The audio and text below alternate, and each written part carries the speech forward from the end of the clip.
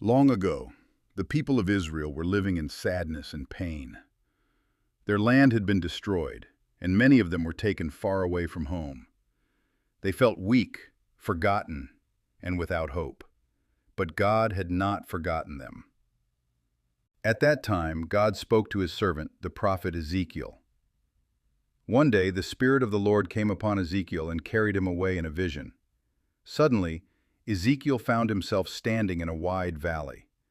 But this valley was not normal. The ground was covered with bones. Bones were scattered everywhere. They were very dry, lying in the hot sun for a long time. There was no flesh on them. There was no breath. There was no life.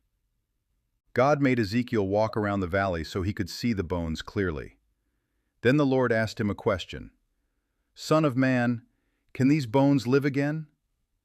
Ezekiel looked at the dry bones. To human eyes, it looked impossible. So Ezekiel answered with humility, "O Lord God, only you know." Then God gave him a command. "Speak to these bones. Tell them to hear the word of the Lord." So Ezekiel obeyed. He stood in the valley and began to speak to the dry bones. And suddenly, there was a sound. A loud rattling noise filled the valley. The bones began to move. Bones started coming together, bone to bone.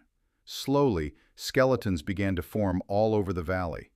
Then something even more amazing happened. Tendons appeared on the bones, flesh began to grow. Skin covered their bodies, but there was still no breath in them. They looked like people, but they were not alive. Then God spoke again. "Prophesy to the breath. Call for the breath to come and give them life." So Ezekiel spoke again just as God commanded. And suddenly, the breath of life entered them. The bodies began to breathe. They moved. They stood up on their feet. The valley that was once full of dry bones was now full of life. It became a great and mighty army. Then God explained the vision. He told Ezekiel that the bones represented the people of Israel.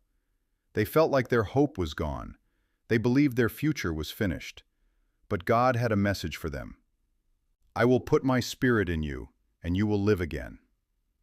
This powerful vision showed that God can bring life where there is death, hope where there is despair, and restoration where everything seems lost.